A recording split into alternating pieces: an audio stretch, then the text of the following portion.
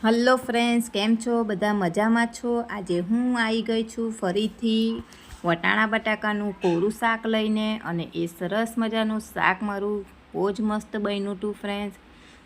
મેં ટેસ્ટ પણ કરી લીધું છે શાકને, અને એકદમ મોંમાં સ્વાદ રહી જાય એવું શાક બન્યું હતું ફ્રેન્ડ્સ. આજે આપણે એ બનાવીએ, ચાલો.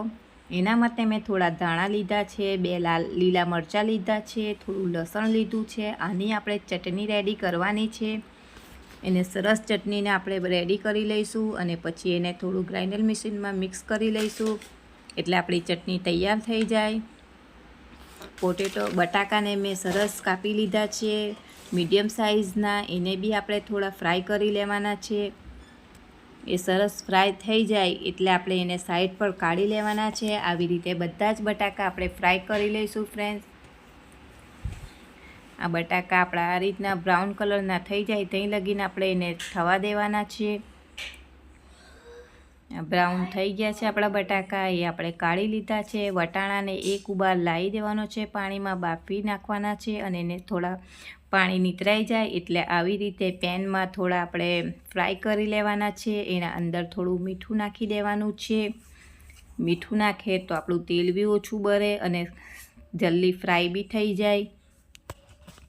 આ રીતનું વટાણાને આપણે ફ્રાય કરી લેવાના છે, અને એને પણ આપણે આવી રીતે સરસ થવા દેવાના છે. અને પછી ચેક બી કરવાનો છે કે એકદમ સરસ થઈ ગયું છે આપણું. આ વટાણા મારા થઈ ગયા છે, મેં કાઢી લીધા છે.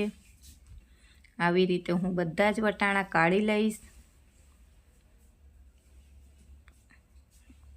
અને હું એને ચેક પણ કરી લઈશ. સરસ તૂટી જાય છે, એકદમ મસ્ત થઈ ગયા છે.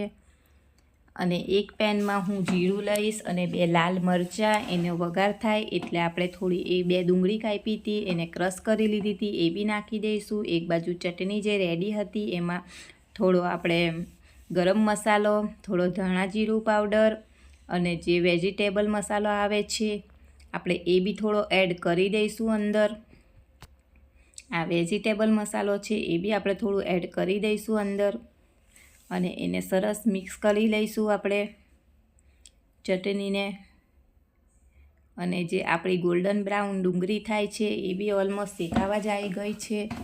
એક બાજુ આપણે એને બી જોતા રહીશું, એક બાજુ આપણી ડુંગળી બી શેકાઈ ગઈ છે ફ્રેન્ડ્સ. એના અંદર આપણે હવે બે લાલ મરચાં, જે કશ્મીરી લાલ મિર્ચ આવે છે એની 2 ચમચ એ નાખવાની છે. 1 ચમચ આપણે હળદર પાવડર નાખીશું. 2 ચમચ આપણે ધાણા જીરું નાખીશું.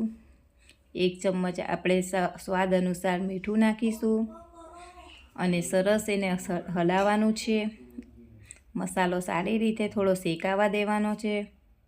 એ મસાલો સરસ શેકાઈ જાય પછી આપણે જે ચટણી રેડી કરી છે આપણે એ એડ કરવાની છે એના અંદર. મસાલાને આવી રીતે સરસ શેકાવા દેવાનું. જેટલો મસાલો શેકાય એટલું સરસ શાકમાં ટેસ્ટ આવી જાય. આ મસાલાની જે આપણે ચટણી બનાવેલી એ ચટણીને એડ કરી દીધી છે. એને બી સરસ શેકાવા દેવાની છે આપણે. જ્યાં લગીન તેલ છૂટું ના પડે, ઉપર આપણને તેલ ના દેખાય, ત્યાં લગીન મસાલાને શેકતું રહેવાનું છે.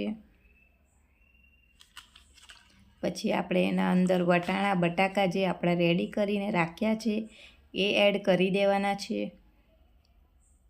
એ સરસ એને બી પછી આપણે સરસ શેકાવા દેવાનું છે ફ્રેન્ડ્સ. આ એટલી ઇઝી રેસીપી ને એટલી સરસ છે ને એટલી ટેસ્ટી બને છે, ટ્રાય જરૂર કરજો. અમારા ઘરમાં બધાને જ બહુ પસંદ આવી છે ફ્રેન્ડ્સ.